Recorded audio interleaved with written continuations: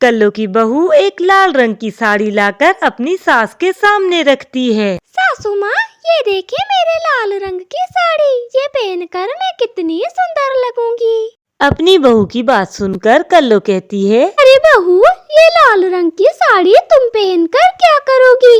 तुमसे ज्यादा तो लाल रंग मुझ पे अच्छा लगता है। मैं इसे पहनकर अपनी दोस्त की शादी में जाऊंगी। सासू माँ, ये कोई मामूली साड़ी नहीं, ये इम्पोर्टेड साड़ी है और आपकी उम्र नहीं है ये पहनने की। आपका बेटा नहीं लाया ये साड़ी तो मेरे पापा ने भेजी है। बड़ी ज़बान चलने लगी है तेरी। मैं अभी जाकर अपने बेटे को बताती हूँ और उससे कहती हूँ कि वो दूसरी शादी कर ले।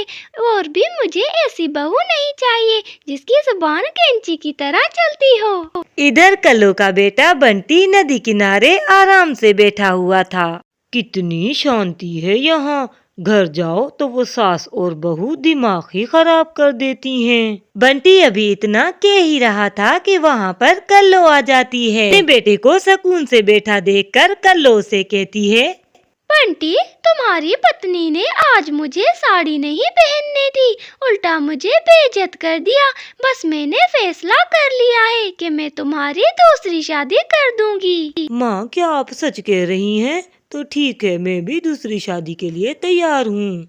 और फिर कल्लो बंटी को लेकर अपने घर आ जाती है। चलो अब तुम अपने बोरिया बिस्तर बांधने की तैयारी करो, क्योंकि मैं अब अपने बेटे की दूसरी शादी करवा रही हूँ। सुना बहू तुमने, तुम्हारी सास तुम्हारे पति की दूसरी शादी करवा रही है, मगर इससे इतना तो पूछ लो, इससे एक पत्नी ही नहीं पाली जाती तो ये दूसरी क्या पालेगा? आप सब देख लेना, चांद सी बहू लाऊंगी मैं अपने बेटे के लिए। सासू माँ, मुझसे ऐसी भी क्या गलती हो गई कि आप मेरे पति की दूसरी शादी ही करवा रही है?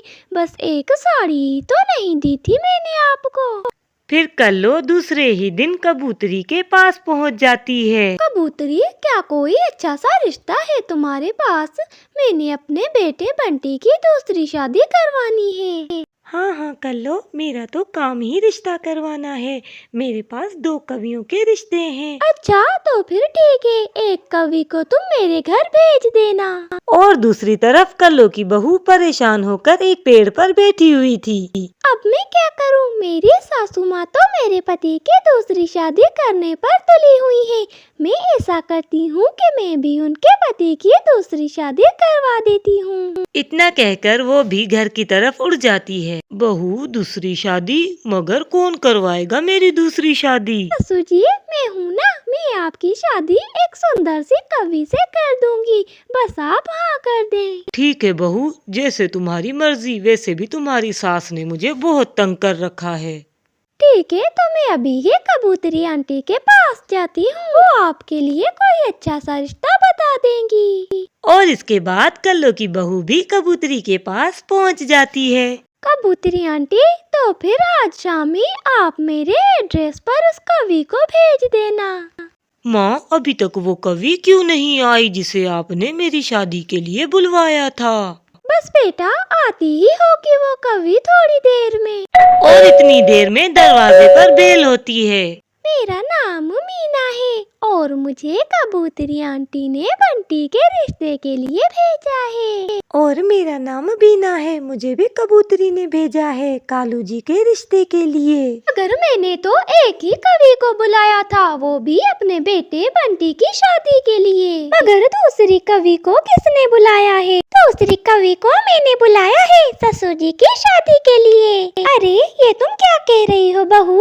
हाँ कल्लो, बहू बिल्कुल ठीक कह रही है। मैं दूसरी शादी करने लगा हूँ। अभी उम्र ही क्या है मेरी। हाँ तो मीना कवि, तुम ससुर जी से शादी के लिए तैयार हो ना? हाँ, इसीलिए तो मैं आई हूँ इधर। और इसके बाद वो दोनों अपनी होने वाली पत्नियों को लेकर घूमने निकल जाते हैं। इधर कल्लो और उसकी बहू ये सब देखकर बहुत हैरान थीं और वो सोच रही थी कि उन्होंने ये क्या कर दिया। और इतने में रानी चिड़िया भी वहाँ आ जाती है और रानी चिड़िया उन दोनों को परेशान देखकर उनसे पूछती है, कल्लो बहन, खैरियत तो है? आप दोनों ऐसे परेशान क्यों बैठी हैं? और बाहर कालू भैया और बंटी किसके साथ घूम रहे थे? और फिर कल्लो रानी को सारी बात बताती है। कल्लू बहन, ये तो आपने बिल्कुल गलत किया। आप दोनों ने अपने पाँव पे खुद ही कुल्हाड़ी मारी है।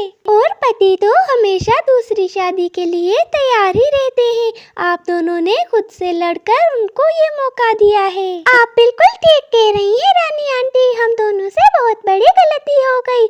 अब हमें आप ही बताएं कि हम क्या करें। अभी भी कुछ नहीं बिगड़ा, आप दोनों सलाह कर लो और उन दोनों को दूसरी शादी से रोक लो। और आप दोनों मिलजुल कर रहेंगी तो वो कभी भी दूसरी शादी नहीं करेंगे। तुम बिल्कुल ठीक कह रही हो रानी, हम दोनों अभी जाते हैं, कहीं देर ना हो जाए। अरे माँ, आप दोनों यहाँ एक साथ, ये कैसे हो सकता है?